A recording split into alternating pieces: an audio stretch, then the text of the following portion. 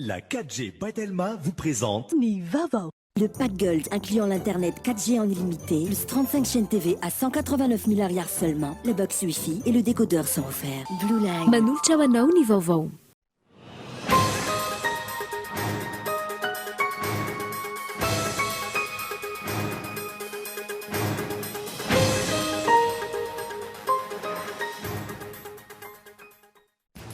Tolorana marbonadra chevalier de l'ordre national ny ekipa ny Bariany Madagasikara niaraka tamin'ny mpanazatra Nicolas Dupuis teny amin'ny lampam-panjakana Iavoloha androany. Teo ihany koa ny tambokarama izay amin'ny tentina $10,400 ho an'ny ekipa pirenena. Efa vonona avokoa ireo lamina rehetra amin'ny fandraisana ny fivoriana voalohany ho ataon'ny solombavamboaka vaovao rampitso eny anivon'ny antenimieram-pirenena Tsimbazaza. Isan'ny lahadinika amin'izany ny fivitianana izay filohan'ity androm-panjakana ity sy ireo andrafitra ny birao maharitra raha ny fanazavana azo. Hosokafana ho an'ny Sidina Lankoure ireo seranam-piaramanidina kely eto Madagasikara ampiroboroboana ny tontolon'ny fizahan-tany. Ary mpampiasa vola manodidina ny 20 amin'izao no fantatra fa vonona hiasa eto Madagasikara. Herinandro ny tapaka ny pompy eny akadina vola sy ny manodidina mitaraina vokatr'izany ireo mponina eny an-toerana ary manao antsoavo amin'ny tompona andraikitra hijery vahaolana maharitra manoloan'izany. Eo amin'ny maresaka iraisam-pirenena miamafy ankehitriny fanadadiana atao amin'ny filohan'ny Afrika Atsimo teo aloha Jacob Zuma mahakasika ny kolikoly. Miamaro ihany koa ireo izay nijoro vavolombelona amin'izany. Ny adidin'ireo avy hatrany ary.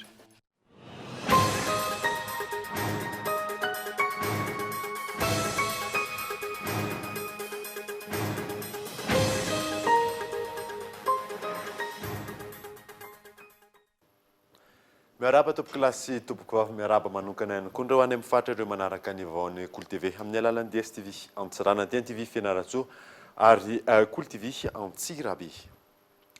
Nanombotsika ny vaovao dia nitolorana marbonadra chevalier de l'ordre national ny ekipa ny Bariany Madagasikara miaraka tamin'ny mpanazatra Nicolas Dupuis teny amin'ny lapan'ny mpanjakana Iavoloha tamin'ity androany ity. Teo ihany koa ny tambokarama izay mitentina $10,400 ho an'ny ekipa pirenena. Mampiona Rakotoarso. Nitondra avy ny vonina pirenena sy nampiray fo ny vahoaka malagasy rehetra ny ekipam-pirenena Bariady Madagasikara nandritra iny fandraisan'izy ireo anjara tamin'ny lalao kanina 72 iny. Ho mariky ny fakasitrahana azy ireo dia noraisy ny filohan'ny Repoblika teny Iavoloha androany ireo ekipa-pirenena ireo. Notolorana marbonadra chevalier de l'ordre national ny ekipa ny Bariany Madagasikara miaraka amin'ny mpanazatra Nicolas Dupuis. Nomena azy ireo ihany koa ny tambokarama mitentina $10,400.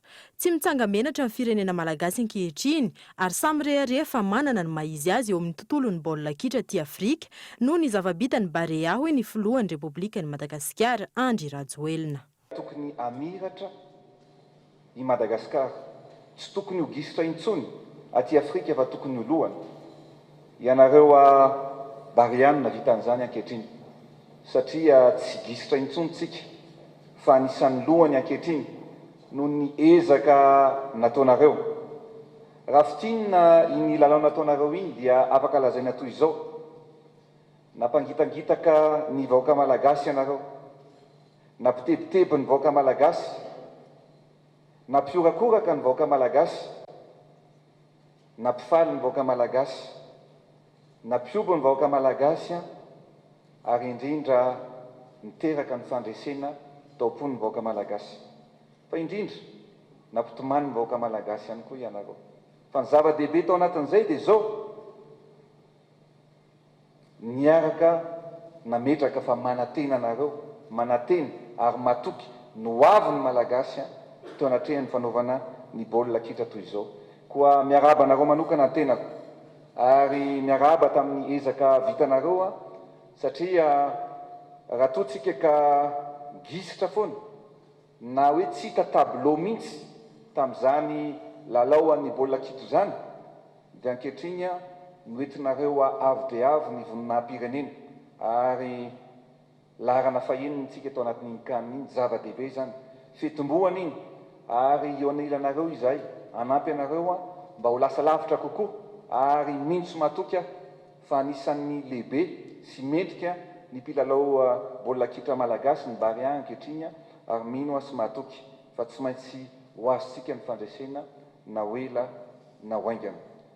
Koa amin'ny anarany vahoaka malagasy iray manontolo sy amin'ny anarako manokana noho izay dingana vitanareo izay dia ampifaliana lehibe no anolorana anareo ny marbona pirenena na ny chevalier de l'ordre national. Koa amin'ny mafiloha-pirenena filoha ambony indrindra ny marbona pirenena. Izahay Andry Rajoelina dia manendry anareo mpilalao sy ny mpanazatra ho chevalier de l'ordre national.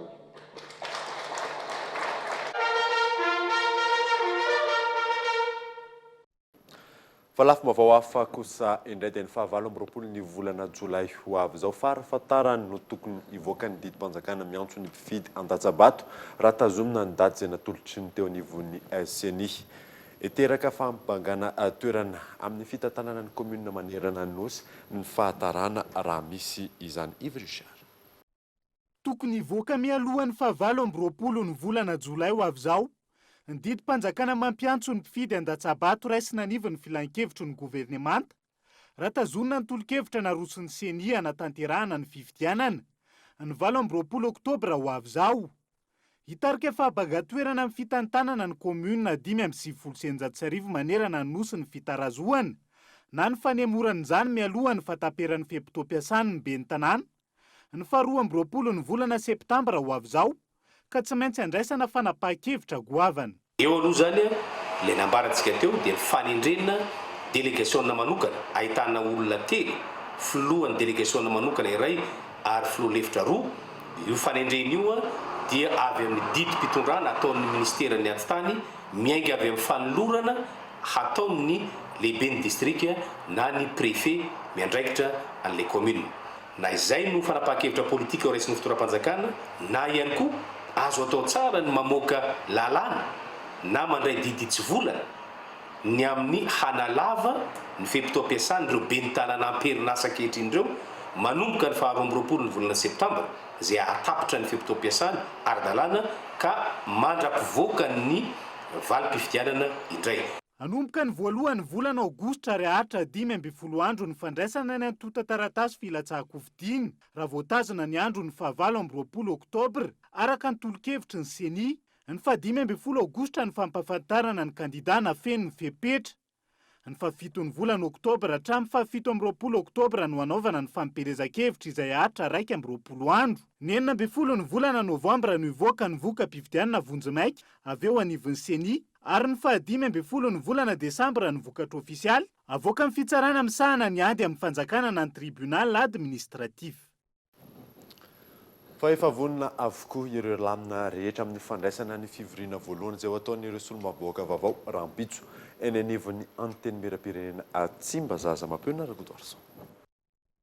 Araka ny voalaza ny lalam-panorenana, ny talata faharoa aorian'ny nanambarana ny voka-pifidianana ofisialy no manatanteraka fivoriana voalohany ireo solombavambahoaka voafidy. Araka izany, ny andro ny rapitso talata fa 14 ny volana Jolay izy ireo no hivory voalohany. Raha ny lahadinika efa napetraka, rapitso no hanaovana ireo solombavambahoaka ny fifidianana izay ho filoha vaovao ity androm-panjakana ity. Hovidiana miaraka amin'izany ihany koa ireo izay andrafitra ny birao eo anivony anteny miram-pirenena sy ny vondrona tokony ho hisy ny solombavambahoaka tsirairay avy. Efa vonina avokoa ankehitriny ny lamina rehetra amin'ny fandraisana ny fivoriana raha ny fanazavana azo avy tamin'ny sekretera jeneral eo anivony anteny miram-pirenena. Efa vonina daholo moa ny zavatra rehetra ny io moa zany araka ny fotoam-pamakafana reny dia misy ny fanasana izay nalefa rasaina amin'izany moa ny lehiben'ny gouvernemanta sy membre gouvernemanta toy mahazatra ary ireo lehibe n'androm-panjakana isan-tsokajiny.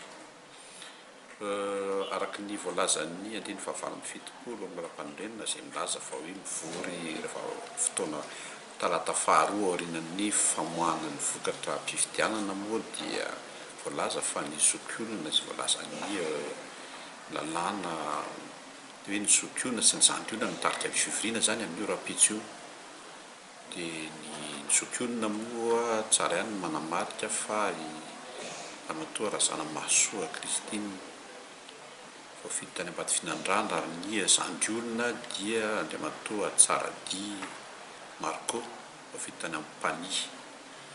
Izy mianaka ireo zany mitantana ny fioviriana fanokafana ary koa izay mety mbola ho toy ny fioviriana mandrapa alan'ny filoha vaovaon'ny antemirapirenena aorian'ny falan'ny filoha ny vaovaon'ny antemirapirenena dia izy amin'izay no mitarika ny fifidianana manarika an'ireo membre bureau manaraka sy izay fananganana ny vaomiera mahaty eto amin'ny antemirapirenena.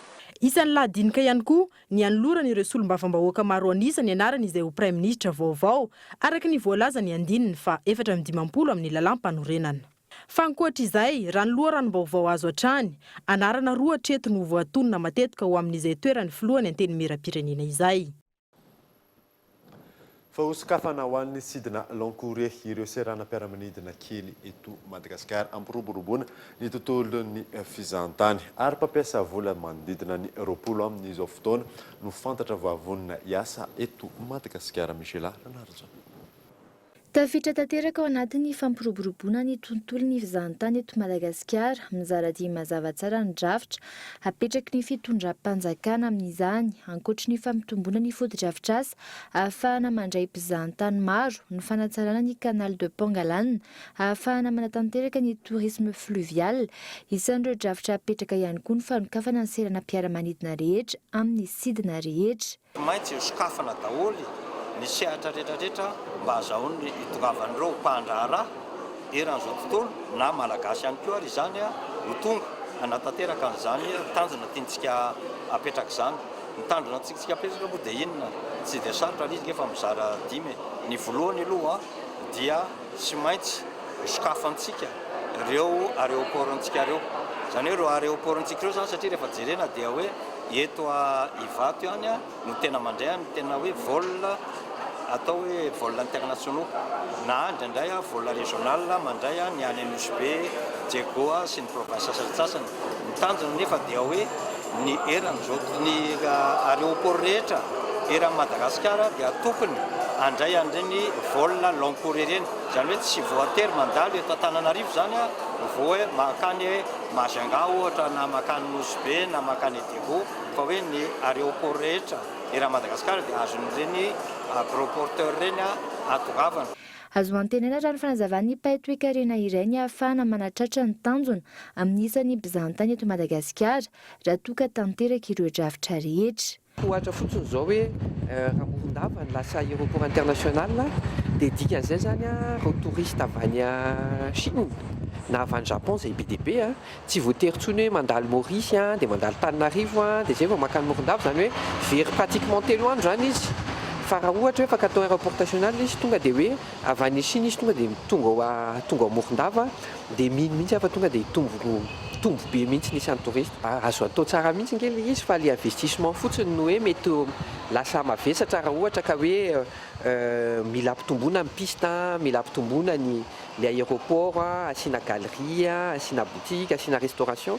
Zany rehetrarehetra zany assura fa investissement amina 3, 4, 5 millions de dollars ano any. Amin'ny ankapobeny misa eny ireo seranam-piaramanidina ho sokafana amin'ny sidina rehetra raha ny fanazavan'ny minisitry ny fitaterana sy ny fizahantany. Hatreto kosa dia manodidina 20 ireo mpampiasa vola efa vonona ny hiara-iasa amin'ny Madagasikara eo amin'izay tontolo ny fizahantany izay. Fa midangana ny vidin'ny legioma eny an-tsena eny amin'izao fotoana izao ny tsy fahampian'ny vokatra no isan'ny antony lehibe amin'izany raha ny fanazavan'ireo mpivarotra sady mpamboly. Michel Ranarjonatra. Isan'ireo nahitana fiakarany betsaka indrindra tao anatin'ny herinandro izay ny kilaon'ny ovy raha ny fanazavan'ireo mpivarotra legioma. Raha toka no jifaina 10 ariary ny kilao herinandro lasa izay, 2 ariary kosa ireo vaventy amin'izao.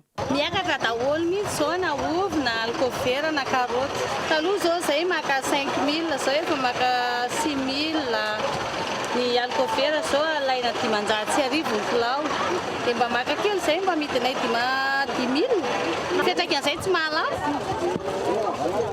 Tsy mahalafo fa tsy sany olona amin'ilay vidiny dia zara raha mba mahalafo kely. Ovy zao no tena niakatra.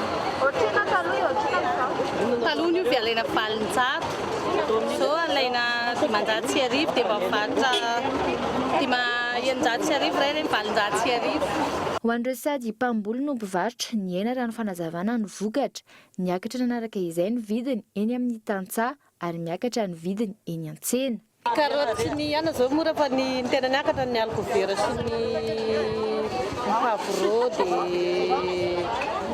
dia mipito koa lasa lafo be mahitsy ny mipito koa zao lasa 6 000 kapoaka. Rehefa fatarina italo 700 3 000 tsaramaso io zao lasa 500 sy arivo aloha 5 000 fakana. Anan'le akanazy fiainana ambanivohitra. Dia kely mivokatra. Saty fitaovana le mpamboly any ambanivohitra dia kely mivokatra miakatra dia zany malapo be azy. Raha ny fanazina atao teny an-tsena dia ny anana indray amin'izao no manomboka mora ary be mpanjifa. Ny anana zany zao dia eo mimidiny mimidikidiny izy satria ririnina zao dia mamboly anana daholo ny olona. Aloha zao 5 000 dia zay efa mahazo 500. Amin'ny ankapobeny miankina amin'ny zavatra maromaro no mahamora na tsy ny vidin'ny legioma eny an-tsena, indrindra ny fitaovana ampiasain'ny mpamboly ary ny toetrandro. Fantondra fanazavana momba ny antony nankatoavana ny taratasy fahazoan-dalana anonona tetsy Ivandry ny prefektura n'Antananarivo natsipiriza izay etiny Yves Richard. Niteraka resabe anivo ny tambazotra ny serasera sy ny gazety samihafa ny momba ny fandavan'ny komuna Antananarivo. Ny fangatahana taratasy fahazoan-dalana norona ho an'ny tompon'ny tany akaiky ny Mazovoa ny La Frantsa eny Vandry. Nankatoavan'ny prefektura n'Antananarivo izany taorian'ny fampiakarana ny raharaty eny an-toerana. Araka ny lalàna 5:700 ohatra 2:50 ny taona 5:12 momba ny fanondrenana. Rehefa ny garde silence izy teo anatrehan'ny fangatahan'ny tompon'le tany dia izay zany ny lalàna zay jurisprudence constante hoe le silence de l'administration vaut décision implicite d'acceptation en matière de permis de construire. Zay zany ny voalaza zay ka rehefa tsy namaly izy dia namanina naika dia ny confirmer an'izay zany ny prefecture n'Antananarivo. Tsy fantatra mazava inkilan'ny ny antony nampiazo azy ny komuna Antananarivo tamin'ny famoahana ny taratasy fangatahana norina. Nanaraka ny drafi-panajariana zany ary efa nankatoavana sy ratina ny service régional de l'aménagement du territoire Analamanga. Compte tenu de ces faits, tsy mahita otsipahana momba ny fangatahana taratasy fahazoan-dalana anorina ny sampandrara regionaly momba ny fanajariana ny tany eto Analamanga. Voaja ny drafi-panajariana sy ny fepetra mifehy ny fandrenana. Ainsi que les normes de construction. Ny 12 ny volana Jona raha iverena no nangataka taratasy fahazoan-dalana norina anivon'ny komuna Antananarivo ny tompon'ny tany. Tsy fantatra mazavatra eto ny antony nandavan'ny komuna ny fangatahana. Fanontaniana mipetraka iandrasana valiny arak'izany hoe inona marina ny fepetra takin'ny komuna Antananarivo momba ny fanomezana taratasy fangatahana norina. Famitaky fifanajana amin'ireo mpampiasa lalana ireo mpitarika posy ao amin'ny distrikan'ny Moramanga izay maherana ny 3,000 amin'izao fotoana izao. Nanome fiofanana azy ireo ny komuna any an-toerana niaraka tamin'ireo mpiara-miombona antoka amin'ny Iona Saina. Maherana ny 3,000 amin'izao fotoana izao ny isan'ny mpitarika posy ao amin'ny komuna Moramanga. Izy ireo no miantoka ny fifamezivezena ao an-toerana ka notoloran'ny komuna fiofanana niaraka tamin'ireo mpiara-miombona antoka. Raha tsika malala ny sehatry ny fifamoivoizana eto an-tampon-tanànan'ny Moramanga fa tena azo lazaina hoe manahirana tokoa amin'izao fotoana izao ny embouteillage, eo ihany koa ny fahamaron'ireo tomobile sy posy izay tena iarahantsika mahita ka mba ho famahana na dia amin'ny ampahany fotsiny azy aloha izay olana izay eo ihany koa moa ny fanampiana azy ireo amin'ny aroloza zany satria ain'olona no entin'ny mpitondra posy zany indrindraindrindra maro ireo mpianatra izay ataontsika hoe zaza madinika izay tateriny posy reny amin'ny fampianarana zany. Nankasitraka izao fiofanana izao ny mpitarika posy eto Moramanga ary mitaky ny fifanajana eo amin'ireo samy mpampiasa lalana. Fanajana ny lalàna zany araka izany raha magnaraka ny toromarika atao zany tsy tokony ho hisy zany le accident zany dia faharoa magnaraka izany tokony asiany ireo mpitandro filaminana maso akaiky zany ny mpamily ny fiara vaventy sy ny transport zany mba hifanaja zany hipetrahany le hipetraka tsara le formation zay natao tany mba hisy zany fifanajana entre ny voyageur sy ny mpamily ny posy. Ny mpandeha tena marina mampiteraka embouteillage koa zany mpandeha dia mpandeha zany afaka mbo manao fanentanana kely na za moa zany tsy afaka manao hoe hijanona miarabe dia hitory-tena ohatrany rehetrarehetra fa na ohatra hoe kiliasy entina ihany afaka fotoana anatsarana ny fampidiram-bolan'ny komuna ihany koa ity fotoana ity sy nahafana nampiditra ireo mpitarika posy eo amin'ny sehitry ny ara-dalàna. Tonga eto amin'ny fotoanany dokavarotra isika aorianan'izay ny atantsika mahakasika ny olan'ny rano eny Akadindravola sy ny manodidina. Eo ihany koa ny fanomanana ny Jeux des Îles andian'ny fafolo izay atao ao amin'ny Nosy Maurice. Rehefa avy eo.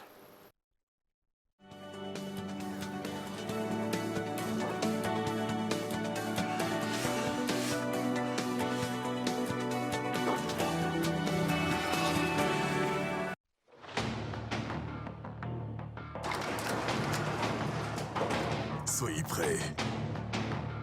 Ils reviennent.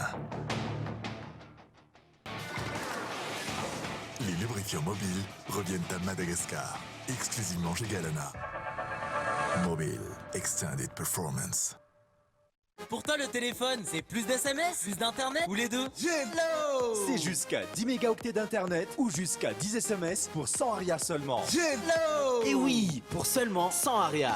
Hello! Jusqu'à 10 mégaoctets d'internet ou 10 SMS. Et en plus, tu peux souscrire jusqu'à 10 fois par jour. Hello! Pour seulement 100 arias. Et c'est pas fini. Telma double ton bonus la nuit. Tape le dièse 322 étoile 67 dièse. Telma, numéro 1 pour les jeunes. Soye, mahay mandeha ny zanak'i sy neny. So ihany fefa vonona ny kiraro ianarany mandeha sady voatandrina daholo ny rirany maranitra surprise ato an-trano. Oops, mbola misy adinonao no nisafidiny couche tsara ho azy. Ny couche tsara indrindra ianarany mandeha, tsy bakabaka. Vaovao lehibe ny fikarohana momba ny couche mety ho an'ny zazamena mandeha noho ny fisian'ny elastika amin'ny didiny 3 mitazona azy na feno azy ny couche molle fixe no mitazona indrindra. Araka ny fikarohana nataonay, ny couche molle fixe no mety indrindra ho an'ny zazamena mandeha. Rineny mampiasa ny couche molle fixe.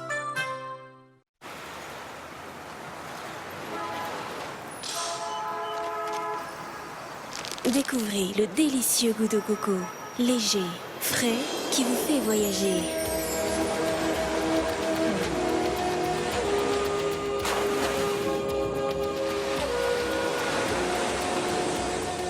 Bounty barre chocolatée, noix de coco, chocolat. Bounty, un goût de paradis. Rectampola! Tonga dia azakazaka be lasao takabe l'équipe Salto mato bola matsiry be ny avana amin'ny lalao miaraka amin'ny Salto ifampizaranao fotoana amin'ilay rehefa mijery baolina. Salto, crois qu'il y a le foot à plein dedans. Tu crois qu'elle est comment, la vache qui fait du kiri? Elle est toute carrée comme le kiri. Ou alors elle est rallongée pour faire plus de boulets. Moi, je crois qu'elle a un masque et une cape bleue. C'est une vache super-héros, en fait. Trop bon! Du lait, de la crème et plein d'imagination. Kiri, kiri, kiri! Alors, quoi de neuf, mon enfant? Rafael Nadal a encore gagné. Il fait 41 degrés à Paris et 12 degrés en tir à Oh. Tu sais que les chiens peuvent détecter si tu as le paludisme en reniflant tes chaussettes. Mais comment tu sais tout ça? J'ai vu qu'on a Blue Line à la maison. Blue Line, c'est trop cool! Avec le pack Gold incluant l'internet 4G en illimité, plus 35 chaînes TV à 189 000 arrières seulement, le box Wi-Fi et le décodeur sont offerts. Et en ce moment, gagnez jusqu'à 5 Go de bonus, valable 24 heures sur 24 pendant 30 jours pour les offres prépayées internet. Blue Line.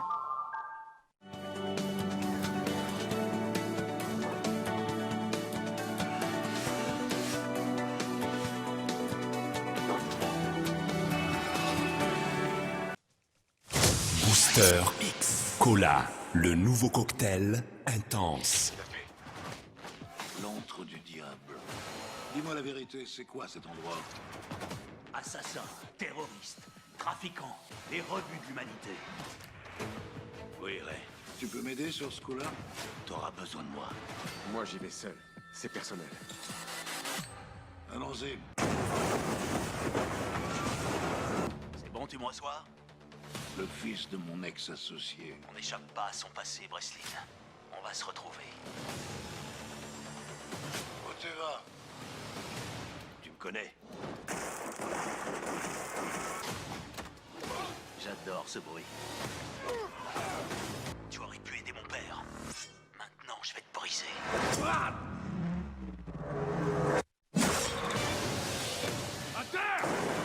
C'est ma vengeance.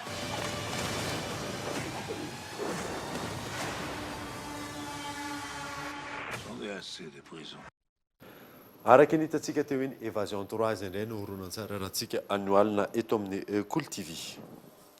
Nanoizantsika ny vaovao dia herinandro izay nitapaka ny pompy eny Akadindravola sy ny manodidina, taraina vokatr'izany ireo mponina eny an-toerana ary manao antsoavo amin'ireo tompona andraikitra. Ka eto Andriatsilavo. Ainan'olona ty sanandro zany manovo rano ohatr'izao dia aty amin'ny farany ambany aty. Avy eo mandeha hatrany amin'ny 1 kilometatra 800 metatra miala amin'ity ary miala amin'ity toerana tonga dia fiakarana avokoa no manodidina rehetrarehetra. Izany hoe mandany any amin'ny 20 minitra 10 minitra zay vao tonga aty ambany aty, 20 minitra 10 minitra ihany koa zay vao tonga ny tokantrano tondra le rano ray bidon amin'izao fotoana izao no mifatapahan'ny pompe ety zany efa ho herinandro mahery zay. Lalana ihany koa ohatra ny ratsy. Ny lalana somary ratsiratsy satria ny kamaroany ankoatran'le fiakarana zany tanimbary daholo manodidina eto. Dia io tanimbary io misy fotapotaka, misy tohatohatra simba, reny zany nefa hitantsika amin'izao fa misy ankizy kely maka rano aty. Mitaraina vokatr'izany ny mponina ao amin'ny fokontany 5 ety Akadindravola sy ny manodidina no ny fatapahan'ny pompy efa ho herinandro zay. Tsy misy na dia gotiray aza ny pompy, hany ka ety amin'ny loharano lavitry ny toeram-ponenana tahaka izao no maka raha ampiasaina ao an-tokantrano. Tena tsy mandeha mihitsy ny rano aty aminay fa ho herinandro zay. Tsy mandeha mihitsy dia raha ohatra ka sanatreana tsy mandeha dia bidon 3 rony azo dia tapaka nefa amin'ny 2 maraina, amin'ny 2 maraina ny olona milahatra rano, amin'ny 2:20 alina. Tsisy rano mihitsy aty aminay. Tsy maharaka le rano amin'ny vovo satria any daholo hatramin'ny olona rehetra ety mimaka. Dia tsy maharaka intsony izy dia lasa mavomavo be le izy. Ny fahasalamana aloha zany dia naretin-kibo ny tena mamely dia ny rano tsy azo sotra hoe mangatsiaka izany mihitsy na atao ranona fango le rano dia matsabotsaboka. Lamba izao mitovy be mihitsy satria ny rano any vovo tsy maharaka. Tsy maharaka ny rano any vovo. Be loatra le mpaka rano dia tsy maharaka. Dia 700 maka rano ray bidon, mampifilafila ary ny olona amin'izany satria ela be vao matatitra rano. Akadindravola ilay vola, tsy lazaina. Fokotany eo amin'ny 5 eo. Tena tsy misotro rano madio zany zay fa tena raha tsisy an'io zany zay aty tena fangatahanay dia mangataka ny fitondrana lehibe sy ny mahefa rehetrarehetra zay hoe tena hoe tokony andeha ny rano amin'ny pompy dia zay satria zay ny fo zay amin'ny 2 amin'ny 3 tsisy rano mihitsy zay dia mijaly le olona dia zay mahatonga le olona midina any ambany any fa le rano any tsy maharaka an'le vahoaka aty amintsika. Ho an'ity renim-pianakaviana ity, eto aminy no maka rano ny akamaroan'ireo mpiara-monina. Efa 7 andro zay, tapaka tanteraka ny pompy. Ahoana tsara ny fandehany? Ahoana tsara ny fandehany rano aty aminareo zany zao? Tsy mandeha mihitsy zao hatramin'ny zoma izao no tena tsy nandeha. Dia ary teo alohan'izay na nahoana tsy taitaka ihany sa nandeha tsara? Mandeha ihany fa kely koa tsy tena ohatra hoe amin'ny 2:20 alina izy zany vao mandeha. Hatramin'izay fa tamin'ny zoma zay izy tena tsy nandeha mihitsy. Zoma hatramin'izao? Tamin'ny maraina izao ngamba raha amin'ny 7:20 no azonay teo ampiasaina kely fotsiny. Manahoana zany ny fijalian'ireo mponina manoloana an'izany? Tena mivezivezy be mihitsy ny bidon zany e. Tena iny arabe iny zany dia izay ahitana hoe olona mitondra bidon makatsy, makaroa, mivezivezy erany mihitsy. Fa raha ny fahafantaranareo ina no nahatonga an'ilay fatapahana? Dia tsy aloha fa dia miankina any amin'ny jirama ilay izy fa dia tsy fantatra hoe ahoana fa dia izay fotsiny izao fantatra hoe tsisy rano. Tapaka efa 7 andro ihany koa ny eto amin'ity WC publika ity. Ilaina ho an'ny fahadiovana sy ny fanadiovana nefa ny rano ary tena zava-dehibe ho an'ny toerana tahaka itony. Tamin'ny herinandro any ny rano tapaka herinandro lasa zay matsaka foana isanandro mitelo maka rano zay isanandro. Ilaina be le rano amin'ilay WC tena ilaina. Ianareo le maka rano zany zao firy bidon isanandro ao zany? 20 bidon. Taratasy ve izy ty? Efa maro ny antsoavo natao hoy ny eo anivon'ny commune, saingy tsy natambaliny izany hatramin'izao. Araka izany, anao taratasy fitarainana amin'ny rafitra ambony kokoa izy ireo. Tsy mandeha mihitsy ny rano indrindra amin'ny andro atoandro. Ndraindray amiray maraina any izy vao miverina dia izy miverina amiray maraina zay tena tsy taitaika ohatran'ireny ranonando ireny fotsiny fa tsy mandeha ara-dalàna ka ny anay moa ny andraikitra eto amin'ny commune dia ny mijery an'izay zavatra manjohan'ny vahoaka zay ka efa nisy moa ny fiantsonay ny tompon'andraikitra ny jirama ary amin'izao fotoana izao moa zany zay dia mety hiakatra sehatra ambonimbony kokoa noho izay satria fa naharitraritra ihany zay fiantsona natao tamin'ny jirama zay ary na ny taratasy nalefa ary angamba mety efa ngezangeza ihany ny ateviny ka efa tena lohalika ny ranom-bary zany na miresaka rano raha aty amin'ny faritra Ivato io moa dia teneniko hoe tsy Ivato iray ihany fa hatrany Antehiroka any dia manana izany olana izany koa ka ngambany ireny moa zany toko hoe problème technique tokony misy solution technique farak'izay malaky mba ataony amin'ny jirama. Tsy voalohany no mijaly rano tahaka izao ny mponina ety Ivato sy ny manodidina, indrindra ireo mponina eto Akadidravola. Efa ela ihany koa ny nanaovana antsoavo hitadiavana vahaolana maharitra, saingy ny omaly tsy miova hoy ireo mponina eny an-toerana. Miandry ny fanapahan-kevitra ho raisin'ny jirama araka izany, ireo mponina ireo amana ny olan'ny rano fisotro madio eny an-toerana. Rano fenitra iraisam-pirenena amin'ny fahazoana rano fisotro madio, tsy tokony hihoatra ny 520 metatra miala ny trano fonenana no hakana rano ary tsy mihoatra ny 10 minitra. Ankoatr'izay, tokony hampiasa rano madio 570 litatra isan'andro ny olona iray. Lavitra izany anefa ny zava-misy iainan'ny mponina ety Akadidravola, efa antaonany maro izay. Fa tontolon'ny fanatanjahantena dia nahafapo ny fandraisana anjaran'ny malagasy tamin'ny fiadiana ho tompo-dakan'ny Afrika teo amin'ny taranja Ayady Karate izay nitanterahana tany Gaborone Botswana. Nitondra medalin'ody isika malagasy teo amin'ny kata junior, combat junior latsaky ny 5 kilao. Ka eto andretsy lavotra. Ny alatsinainy lasa teo ny ainga ireto solotenan'ny malagasy ireto ary izao niverina eto tanindrazana androany izao. Avy niatrika ny fiadiana ho tompo-dakan'ny Afrika teo amin'ny taranja Ayady tany Gaborone Botswana. Finaritra aloha le izy sady expérience dia mba mitondra tsy hoe mba moa zany fa mitondra voninahitra ny firenena dia mahafinaritra be na dia hoe raha ihara mety nentinay dia hiezaka foana zay hanao zavatra mihoatra lavitra no zay mbola ao aoriana tsy point de vue resaka teknika moa zany hitako hoe fandanja kely ihany fa io mbola ilaina koa tsika rehetrarehetra tsika karate malagasy mila manao fifananana ohatran'ireny mba ahafahana mampiakatsara le niveau. Tokony hatsaraina zany dia amiko dia ny fandehanana matetika aloha voalohany indrindra mba ahafahana mahazo amin'ny expérience satria ny presque an-tany zany efa professionnel daholo dia mila mandeha matetika ahafahana mahazo amin'ny expérience zany aloha tena tsaraina fa ny entraînement konkoa zany atao tsara ihany. Notiventiny ny rano natsakaina, nitondra medalin'ody ny solotenan'ny malagasy teo amin'ny kata junior, combat junior latsaky ny 5 kilao. Faly aloha satria voalohany tamin'ny fiainako any voalohany zay vao nanao championnat d'Afrique dia mba tonga dia nahazo vokatra ohatr'izay zany dia afa-po ihany ahy. Firenena mafy zareo moa zany Arabo, Egypte dia Maroc sy Algérie.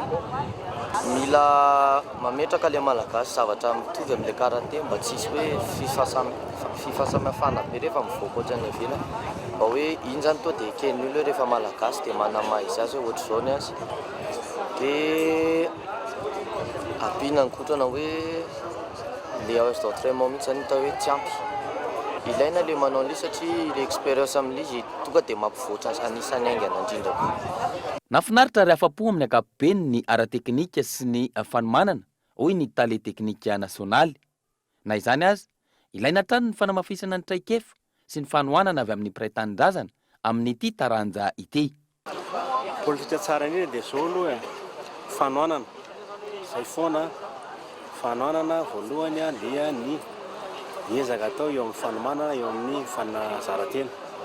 Dia ankoatran'izay zava-dehibe koa zany tsika moa tsy zao anatin'izay fa farahana tsara ny lalàna fisipika mikasika ny taranja. Izay koa dia zavatra tena akaiky ho adin'ny olona dia hoe ianao raha va tsy manatritra ny zavatra tahaka an'ireny mialatsina amin'nyteny vahiny hoe misy absence physique dia voamarika foana izay ary lesoka ho an'ny firenena zay foana ny zavatra tokony tanovana hoe mila foana fanoanana amin'ny lafiny rehetra da mila koa fiatrehana ny fananana zay iaraha misala eto amin'ny continent africaine. Ho atsaraina ny fanatanjahantena malagasy, omena sehatra bebe kokoa ireo tanora amin'ny alalan'ny fanatsarana ny fomba fitantanana sy ny fotodrafitrasa, ahafana mifaninana amin'ny hafa ary hitondra avo ny voninahitry Madagasikara. Isan'ny tanjona napetraky ny mpitondra fanjakana amin'ny alalan'ny ministeran'ny tanora sy ny fanatanjahantena ireo. Favonana ekipa pirenena malagasy eo amin'ny taranja baolina kitra amin'ny fiatrehana ny lalao nosy andian'ny fafolo izay ho tanterahana ao Nosy Maurice. Io no nasaina. Tetsy amin'ny kianjabe ny Mahamasina no nanohy ny fanazaran-tenany sy ny fizarana ireo teknika tokony hofehezin'ny mpilalao mandritra ny lalao nosy andian'ny fafolo izay tanterahana atsy amin'ny Nosy Maurice ny ekipa pirenena malagasy androany. Indrindra eo amina resaka famonoam-baolina dia eo koa ny ankizy mbola misy fiarahana kely mbola mila masana fa ny tena famonoam-baolina na dia efa somary manao travail devant depuis maromaro ihany ary zay somary elaela vao tena tafiditra izy dia mila mamerina amiko le izy rehefa milalao ohatrany indrindra jeu de style aty amin'ny Océan Indien mafimafy daholo dia tsika be dia be ny olona rehefa eo amin'ny Madagasikara miomana tsara izy raha tsy afaka hiteniny ny any amin'ny polina ilany fa raha resaka ny atao amin'ny sokajy misy an'ny Madagasikara fotsiny Maurice zay mpampiatrano ary zay tena efa nanomana fatratra mihitsy satria Maurice zao tany Afrika Atsimo izy nanofany manantena dia Seychelles zay ny ray polina amintsika mety tombony kely izay tsy dia tombony hoe dia manahoana moa fa mety tombony kely ao Madagasikara fotsiny milalao aloha ny Maurice Seychelles amin'ny voalohany dia mba afaka mahita zay zany marina fa efa somary manana ny matsa ny Maurice Seychelles roa farany teo zay fa tsy ampy tsarana azy tsarana ny zareo dia ny lalao voalohan'ny Madagasikara Maurice. Mafimafy araka izany hifanandrana amin'ny Barea ny Madagasikara amin'ity lalaon'ny nosy ity satria ao amin'ny Maurice mpampiatrano. Vonona ny Barea ary efa manana ny paikady hiatrehana ireo mpifanandrana amin'ity lalaon'ny nosy andian'ny fafolo ity raha ny nambara ny mpanazatra. Ireto avy ireo mpilalao mandrafitra ny ekipa pirenena malagasy hiatrika ity lalaon'ny nosy ity. Marobe Jean-Claude, défenseur central avy amin'ny Fosa Junior Boeny. Ratahinjanary Patrick, latéral droite avy amin'ny Adjesaya Ponglave. Ramananandro Andro Maxime, défenseur central avy amin'ny Fosa Junior Boeny. Raerinay Vorinjara avy amin'ny FC Sion Suisse. Rafanoarana Franck Aimé, milieu avy amin'ny Fomela Ambalavao. Razafindrasata Tsiry, milieu récupérateur avy amin'ny AS Jet Mata Itas. Rabodo Arso Tojinirina, attaquant avy amin'ny TFC Analamanga. Ravelo Manatso Carlos, attaquant avy amin'ny AS Jet Mata Itas. Randriana Rjaona Tendry, milieu défensif avy amin'ny Knap Sport. Randria Manambona Ruffin, milieu avy amin'ny AS Adema Analamanga. Razafindrakoto Xavier, milieu récupérateur avy amin'ny Fosa Junior Boeny. Rabe Manantsorado, latéral droite avy amin'ny AS Jet Mata Itas. Richard Marcel, défenseur central avy amin'ny 3FP Tuléar. Hasnirina Onjaniaina, milieu gauche avy amin'ny AS Adema Analamanga.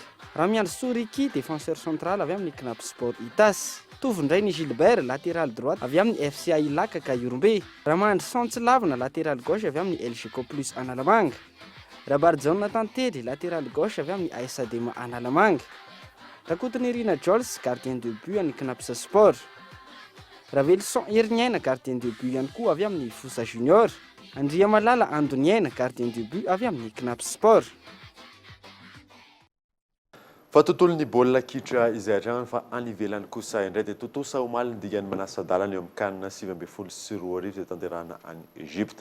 Sénégal sy Algérie no ifanandrana amin'ny lalao famaranana amin'ny zoma ho avy izao. Io no nasaina hatrany. I Sénégal sy Algérie no hiatrika ny dingan'ny famaranana amin'ity kanina 7-4 tanterahana ny Egypte ity. Lavindry zareo Sénégalais tamin'ny moka foy iray ny ohatra ny Tunisianina. Raha nilalao tamin'ny ankapobeny ny famaliana ny fanafiana teo amin'ny rotota ary samy nahazo penalty saingy tsy nisy natafiditra. Ny tota amin'ny fanalavam-potoana ny lalao ka tany amin'ny minitra faraka amin'ny 100 no nahazo baolina tokana nitondra azy ireo tany amin'ny fandraisana ny Sénégalais rehefa namono tena Hebron vodilahara ny Tunisie. Goalkeeper watches on. It came off the back of the head of a teo amin'ny lalao faharoa izay nifanandrina ny Algérie sy Tunisie niady ihany koa ny baolina amin'ny maha-manasadalana azy. Namono tena i Trostekong 10 minitra tsy ifaranan'ny fizaram-potoana voalohany ka nanokatra nisa ho an'ny Algérie. Tany amin'ny fizaram-potoana faharoa no salain'ny Nigeria ny isa tamin'ny alalan'ny Igalo teo amin'ny minitra 7:70. Minitra vitsy tsy ifaranan'ny lalao nahafatin'ny baolina ho an'ny Algérie Marez ka nitondra ny Algérie ho any amin'ny lalao famaranana izay ho tanterana ny zoma izao amin'ny 1:20 ora eto Madagasikara.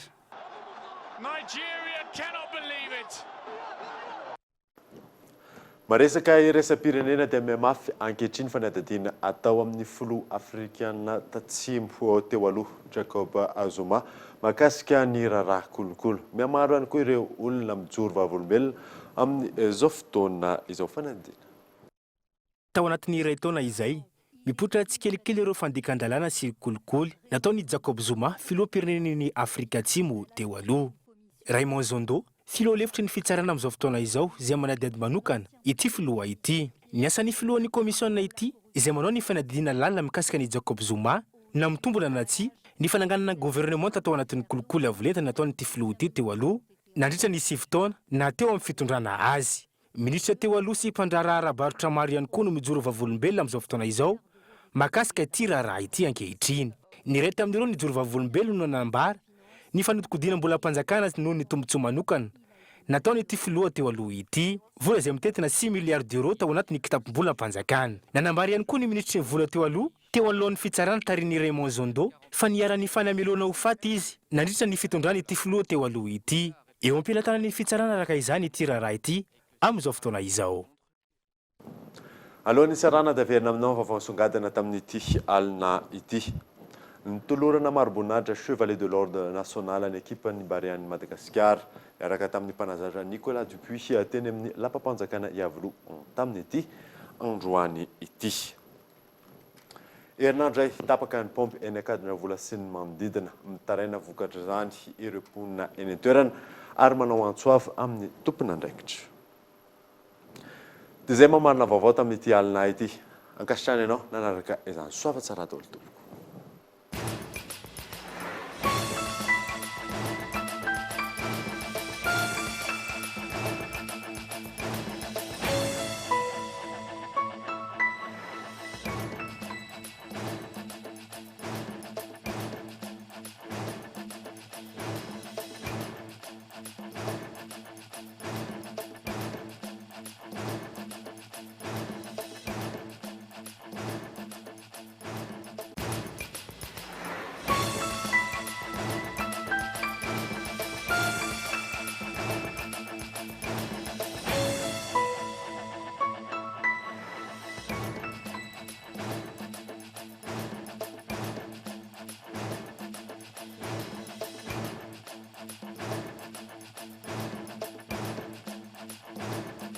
Le journal vous a été présenté par le pack Gold incluant l'internet 4G en illimité, plus 35 chaînes TV à 189 milliards seulement, le box Wi-Fi et le décodeur sont offerts. Blue Line. La 4G by Telma vous a présenté Ni Vavo.